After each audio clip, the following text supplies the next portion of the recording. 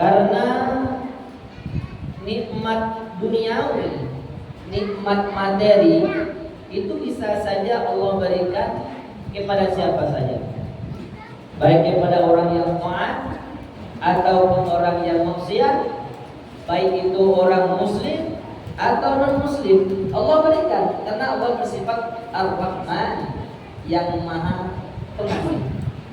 Kemudian adapun nikmat ketaatan itu terkhusus hanya diberikan Allah kepada orang yang dicintai oleh Allah Subhanahu wa taala. Jadi alhamdulillah pada malam hari ini Allah memberikan kita nikmat ketaatan sebagai tanda insyaallah Allah memberikan kepada kita nikmat tanda Allah cinta kepada kita. Kemudian salawat dan salam kita kirimkan kepada baginda Nabi besar Muhammad sallallahu alaihi wasallam. Allahumma salli ala sayyidina Muhammad wa ala ali sayyidina Muhammad. Semoga dengan salawat yang kita bacakan ini kita bertawassul meminta kepada Allah, Allah memberikan kepada kita keselamatan fid dunya wal akhirah. Amin ya rabbal alamin. Bapak-bapak, ibu-ibu yang dirahmati Allah Subhanahu wa taala. Alhamdulillah pada malam hari ini malam yang ketiga. Nah, kita melaksanakan ibadah sholat tarawih yang mana sebagai mana kita ketahui bahwasanya bulan suci Ramadan ini merupakan waktu yang diberikan Allah Subhanahu wa taala untuk kita mengembelih, mengekang dan mengarahkan hawa nafsu. Bapak-bapak, ibu-ibu dirahmati Allah, hawa nafsu kita ini bapak-bapak, ibu-ibu, di dalam kitab para ulama mengatakan bagaikan seekor kuda. Kuda yang baru tangkap, ganas, liar, nendang-nendang, itu kuda baru tangkap.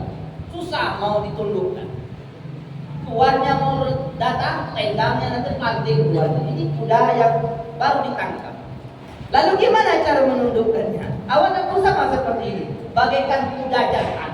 Oh, ini Pak bahayanya, jangan dicagil kata orang dusun ini. Nah, ya melawan itulah. Ini kuda. Bagaimana cara menundukkan kuda yang baru ditangkap?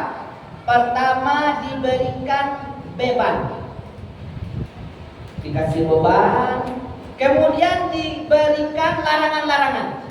Nah, ini cara menentukan kuda yang liar tersebut. Sehingga kalau sudah diberikan beban, kemudian diberikan larangan-larangan, jangan makannya dikurangi, kemudian dikasih beban yang berat-berat, sehingga kuda tersebut menjadi tunduk dan mau mengikuti tuannya. Begitu juga dengan hawa nafsu. Nah, pada bulan Ramadan ini kita mengangkat hawa nafsu, bapak-bapak ibu. Bagaimana? Pertama dengan membebani. Gimana beban yang kita berikan? Yaitu dengan berbagai amal soleh. Kita bebani dengan membaca Al-Quran. Kita bebani dengan paksakan untuk hadir ke masjid. Kita bebani dengan berpuasa. Kemudian kita berikan pula larangan-larangan. Apa larangannya? Dilarang makan di siang hari, dilarang mata melihat kepada yang diharamkan, dilarang telinga mendengar kepada yang diharamkan. Anggota tubuh diberikan larangan-larangan sehingga nanti hawa nafsu kita akan menjadi nafsu mutmainnah, nafsu yang tunduk dan tenang dengan perintah Allah Subhanahu wa taala. Jadi bapak-bapak ibu dirahmati Allah Subhanahu wa taala, sehingga kita sering mendengar Rasulullah SAW bersabda, "Raja'na min jihadil asghar ila jihadil akbar." Kita kembali daripada jihad yang kecil menuju jihad yang besar, yaitu jihad melawan hawa nafsu. Bapak-bapak ibu dirahmati Allah Subhanahu wa taala. Maka kebiasaan-kebiasaan yang kita lakukan, larangan-larangan yang kita lakukan di bulan Ramadan, kemudian beban-beban yang kita lakukan di bulan Ramadan harus kita terapkan dan kita istiqomah sampai penghujung Ramadan, bahkan sampai selesai Ramadan. Ini tetap kita terapkan, kita biasakan. Kenapa? Karena inilah jalan untuk menjadikan nafsu kita nafsu mutmainnah. Sebagaimana Allah berfirman, ya ayyatuhan nafsul mutmainnah irji'i ila rabbiki radiyatan mardiyah fadkhuli fi ibadi wadkhuli jannah. Bapak-bapak, Ibu dalam Allah Subhanahu wa taala. Maka di antara kebiasaan yang sangat bagus yang kita biasakan di bulan suci Ramadan, yaitu memaksa kita untuk bangun di subuhan. Kalau nggak bangun nanti, kalau nggak bangun takut puasanya nggak kuat, akhirnya kita bangun sahur. Ini kebiasaan yang sangat baik. Sehingga di bulan suci Ramadan, rumah-rumah kita, umat muslim sudah terdengar bangun semuanya ya ketika sebelum sahur. Ini luar biasa kebiasaan yang baik yang harus kita istiqomahkan mulai daripada bulan Ramadan terus sampai nanti selesai akhir Ramadan. Bahkan di luar suci Ramadan pun kita membiasakan apa yang kita biasakan di dalam bulan suci Ramadan. Bapak-bapak, Ibu dalam Allah, ada apa ketika waktu sahur? Apa rahasia dan fadilah ketika waktu sahur? Di dalam sebuah hadis Rasulullah SAW bersabda, ini hadis qudsi. Qala Rasulullah sallallahu alaihi wasallam, yanzilu rabbuna tabaraka wa ta'ala fi kulli lailatin ila sama'id dunya hina yabqa thuluthul lailil akhir. Artinya turun Rabbuna, Tuhan kita tabaraka wa ta'ala.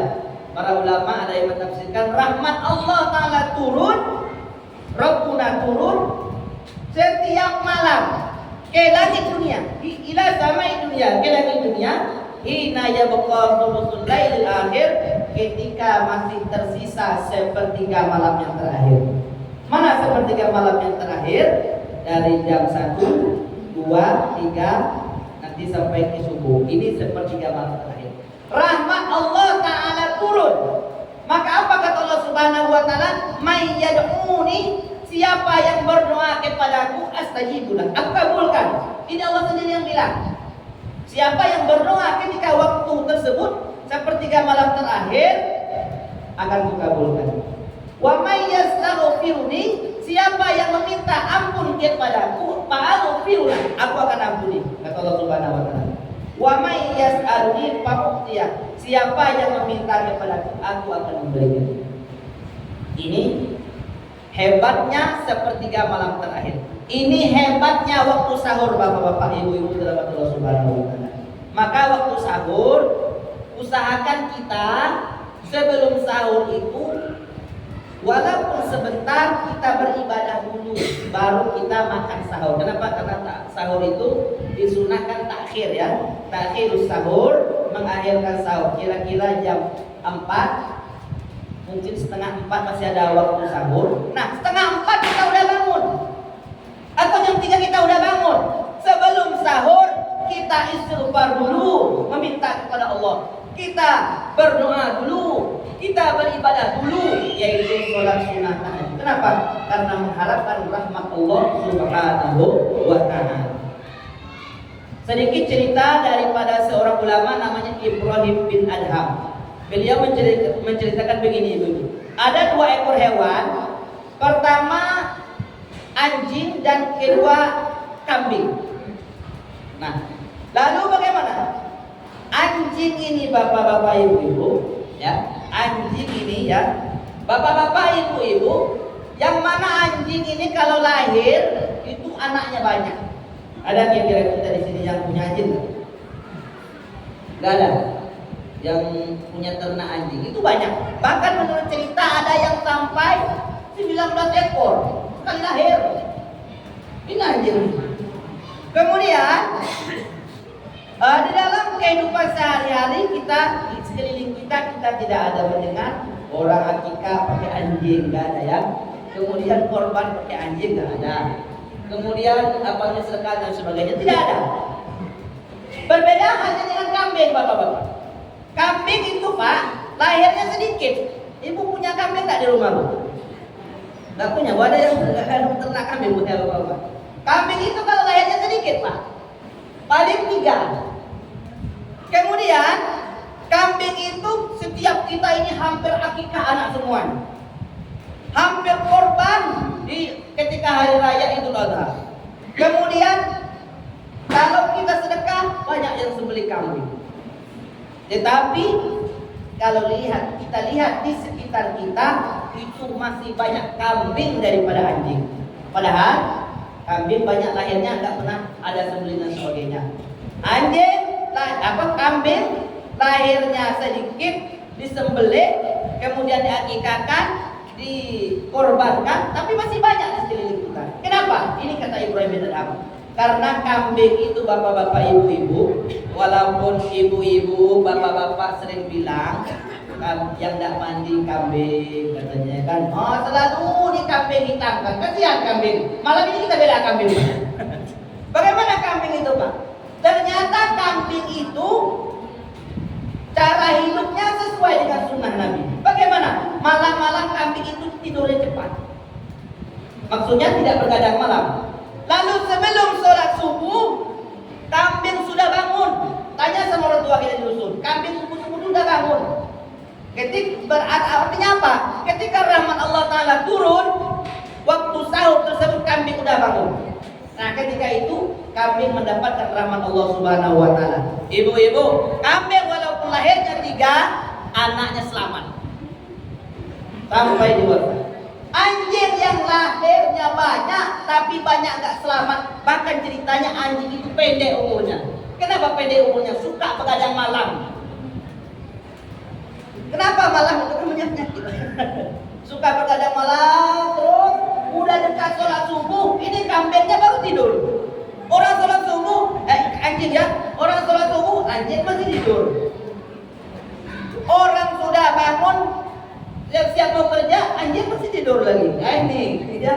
Makanya ternyata kambing itu mendapatkan rahmat Allah Subhanahu Wa Taala. Ini contoh kecil aja pak. Ibu, ternyata kambing aja dapat rahmat Allah Ta'ala ketika bangun sebelum sholat subuh, ketika fajar. Apalagi kita yang membiasakan untuk bangun sebelum sholat subuh sampai selesai Ramadan, sampai setiap saat kita bangun sebelum sholat subuh, insya Allah hidup kita akan mendapatkan keberkahan dari Allah Subhanahu Wa Ta'ala. Apa kata Nabi Muhammad? Allahumma barik li ummati fi bukuriha. Ya Allah, berkahilah umatku yang bangun pagi-pagi sebelum sholat subuh. Ini doa khusus daripada Nabi Muhammad Sallallahu Alaihi Wasallam. Jadi mudah-mudahan Bapak Ibu sampai selesai Ramadan kita istiqomah bu ya, selalu bangun sebelum orang azan. Supaya apa? Mendapatkan rahmat Allah Subhanahu Wa Taala dan mendapatkan waktu yang istimewa yang disampaikan oleh baginda Nabi Muhammad Sallallahu Alaihi Wasallam. Bapak-bapak ibu terhadap Allah Subhanahu Wa Taala, mungkin demikian saja pendidikan kita pada malam hari ini. Semoga kita bisa mengambil manfaat daripada hadis baginda Nabi Muhammad SAW dan daripada ceritanya para ulama bagaimana barokahnya kita ketika di subuh hari yaitu di waktu sahur. Amin ya rabbal alamin. Mohon maaf apabila ada kekurangan. Assalamualaikum warahmatullahi wabarakatuh.